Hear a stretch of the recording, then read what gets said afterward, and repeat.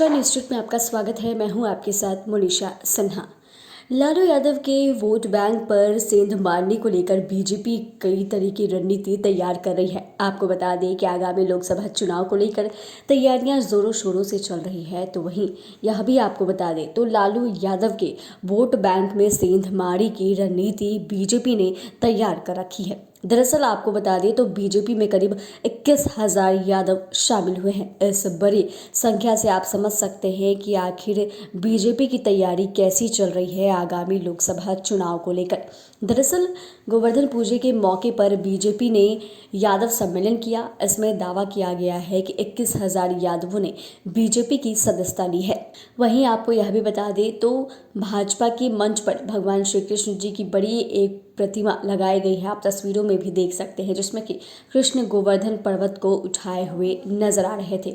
और इसको लेकर यह भी कहा जा रहा है कि कहीं ना कहीं बीजेपी ये तमाम तैयारियां यादव वोट बैंक को सेंध मारी के लिए ही ये तमाम रणनीति तैयार की है। वहीं आपको बता दें कि यादव की बड़ी संख्या बीजेपी में शामिल हुई है। उसको लेकर बीजेपी नेता ने बहुत सारी चीज़ें कही।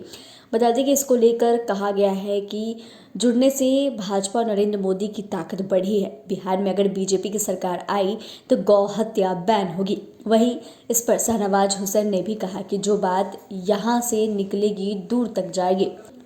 वहीं केंद्रीय गृह राज्य मंत्री नित्यानंद राय ने कहा कि आज भरी सभा में द्रौपदी का चीरहरण हुआ है। विधानसभा में नीतीश कुमार की महिलाओं के लिए जो शब्दों का इस्तेमाल किया गया वह द्रौपदी के चीरहरण की तरह ही था। तेजस्वी यादव ने भी उन्हें नहीं रोका। और वहीं जब मुख्यमंत्री नीतीश कुमार ये कई सारी बातें कह रहे थे तो उन्हें रोकने वाला कोई भी नहीं था। उन्होंने यह भी कहा कि दुशासन का साथ दिया। उन्होंने यह भी कहा कि आप कसाई खाना खुलवाइए, भाजपा की सरकार बिहार में बनेगी तो पहला निर्णय गौ हत्या पर प्रतिबंध लगेगा। लालू जी यदि वंशियों को भय का प्रतीक बनाने का काम किया है और आप जेल गए तो क्यों राबड़ी देवी को सीएम बनाए, किसी यदुकुल वाले नेता को बना देते। आपकी पत्नी ने ज़्यादा योग्य दर्जनों यादव नेता थे। उन्होंने यह भी कहा कि भाजपा को महाभारत स्वीकार करना पड़ा तो स्वीकार करेंगे।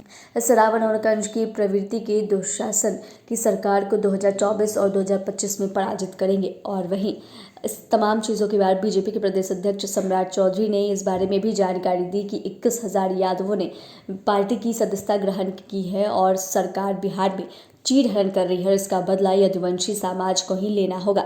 यहाँ दो भाई बैठे हैं, एक श्री कृष्ण के वंशज है तो दूसरे राम के वंशज हैं।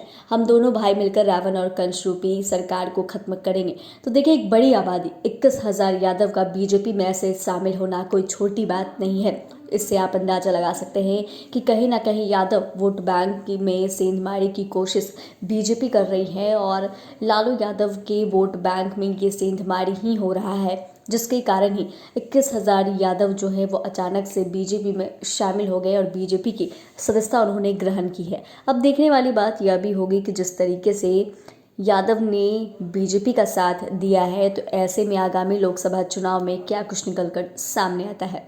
चैनल को सब्सक्राइब करें, फेसबुक पेज को लाइक करें। धन्यवाद।